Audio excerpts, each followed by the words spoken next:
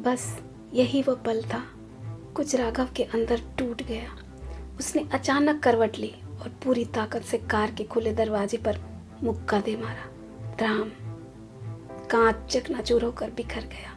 टूटे हुए टुकड़े हवा में चमके और अगले ही सेकंड एक नुकीली टुकड़ा राघव के हथेली में गहराई तक धंस गया। मीरा की सांसें अटक गई। लाल खून की एक पतली रेखा उसकी हथेली से फिसली, फिर धारा बनकर टपकने लगी। लेकिन राघव, उसने पलक तक नहीं झपकाई, जैसे दर्द महसूस ही नहीं हुआ। उसकी आंखें अब भी मीरा पर जमी थी और उन आंखों में इस बार सिर्फ गुस्सा नहीं था, वहाँ कुछ और था। कुछ जंगली, कुछ बेकाबू, कुछ ऐसा जिसे नाम देना खतरनाक था। मीरा का गुस्सा पहली बार हल्का पड़ा। उसकी नजरें राघव की घायल हथेली पर टिक गई, जहाँ से लगातार खून बह रहा था। दिल ने अजीब सा झटका खाया, लेकिन दिमाग अभी भी लड़ रहा था। रात ठहर गई थी। सड़क पर 3 लोग खड़े थे, एक खून में, एक गुस्से में और एक ऐसे एहसास में जिसे दोनों मानने से इनकार कर रहे थे। कार के टूटे कांच अब भी सड़क पर बिखरी चमक रहे थे। हेडलाइट्स की सफ़ेद रोशनी उन पर पड़कर जैसे इस पूरी रात को और खतरनाक बना रही थी। तभी विक्रम भी जल्दी से कार का दरवाज़ा खोलकर नीचे उतरा। उसने एक नज़र करण की हालत पर डाली, लेकिन अगले ही पल उसकी आंखें राघव की हथेली पर अटक गई। खून लगातार बहता हुआ। सर!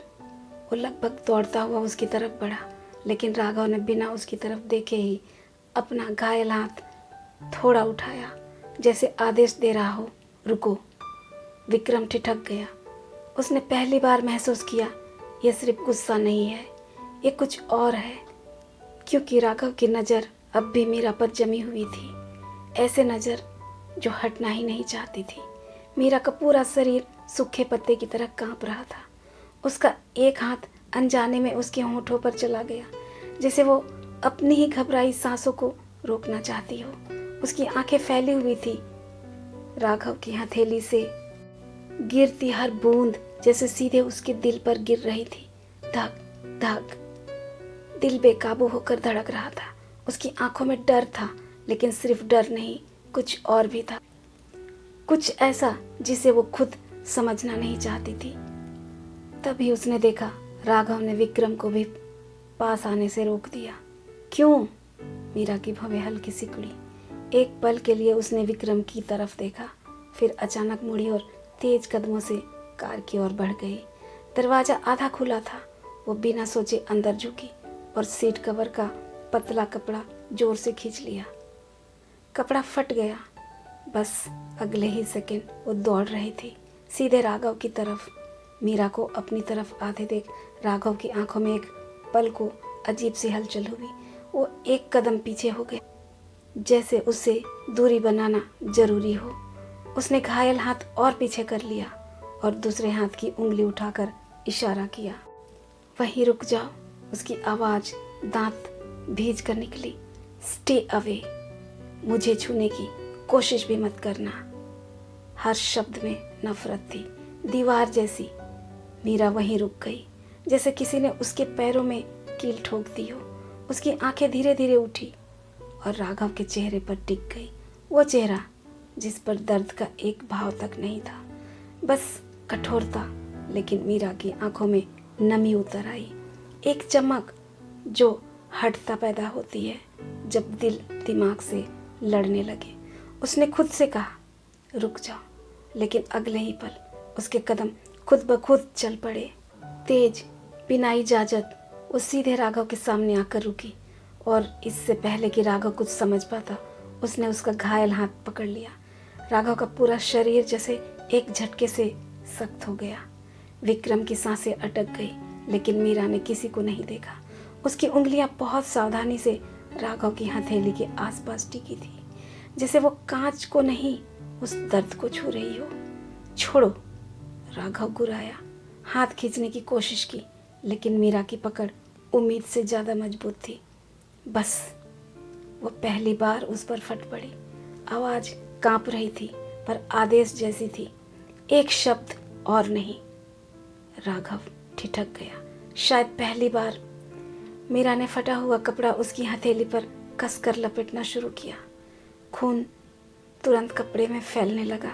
उसकी उंगलियां हल्की कांप रही थी। तुम सच में पागल हो, वो धीमे लेकिन टूटते स्वर में बोली। इतना गुस्सा किस बात का? राघव बस उसे देख रहा था, गहराई से, जैसे पहली बार देख रहा हो। दर्द नहीं हो रहा तुम्हें? मीरा फुसफुसाई।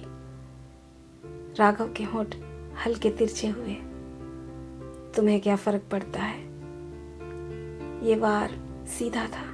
मीरा की उंगलियां एक पल को रुक गई, फिर उसने और कसकर पट्टी बांधी। फर्क पड़ता है। शब्द उसके होंठ से बहुत धीमे निकले, जैसे वो खुद सुनना नहीं चाहती थी। राघव की सांस अटक गई। हवा अचानक भारी लगने लगा। क्यों? उसने बेहद धीमी आवाज में पूछा। कोई गुस्सा नहीं, सिर्फ सवाल। मीरा ने नजर उठाई। दोनों की आंखें टकराई और उस पल ना खानदानी दुश्मनी थी, ना नफरत। बस दो लोग जो एक दूसरे से बचना चाहते थे और हर बार और करीब आ जाते थे। मीरा ने तुरंत नजर हटा ली। पट्टी का आखिरी सिरा बांधते हुए बोली, क्योंकि मैं किसी को अपने सामने मरते हुए नहीं देख सकती। राघव की आंखों में हल्की सी चमक कौंधी। वो झूठ पहचानता था, लेकिन इस बार उसने उसे पकड़ा नहीं, बस देखता रहा। उस लड़की को जो उससे नफरत करती थी और इस वक्त उसके खून से सने हाथों को अपने हाथों में थामे खड़ी थी। मीरा की उंगलियां अब भी राघव की जख्मी हथेली पर टिकी है और दोनों खामोश है, पर खामोशी चीख रही है। धड़कनें जैसे किसी अनदेखे फैसले पर दस्तखत कर रही हो। नजरें मिलती है और हर बार एक सवाल जन्म लेता है, ये नफरत अब भी जिंदा है या मर रही है? जिस दुश्मनी ने दो खानदानों को सालों से जकड़ रखा है, अब वही उन्हें एक दूसरे के और करीब धकेल क्यों रही है? क्या ये सिर्फ जिद है या दिल की वो साजिश जो खून के रिश्तों से भी बड़ी हो जाती है? अगर ये नफरत प्यार में बदली तो क्या बचेगा, इज्जत या तबाही? कौन पहले टूटेगा, राघव, मीरा या उनके घरों की दीवारें? क्या ये छुआ हुआ जख्म भर जाएगा या किसी नए जख्म की शुरुआत है? दो धड़कनों के बीच पनपती ये खामोशी आने वाले तूफान का इशारा है, और जब ये तूफान उठेगा तो सिर्फ दिल नहीं, पूरा खानदान बहा ले जाएगा। नमस्कार दोस्तों, आप सुन रहे हैं केसी स्टोरी फैक्ट्री की नई सीरीज अनवांटेड मीट, जिसे लिखा और आवाज़ दी है काजल शाह ने। आगे कहानी जानने के लिए देखते रहिए केसी स्टोरी फैक्ट्री, और जाते जाते वीडियो को लाइक और चैनल को सब्सक्राइब करना ना भूलें। तब तक के लिए धन्यवाद।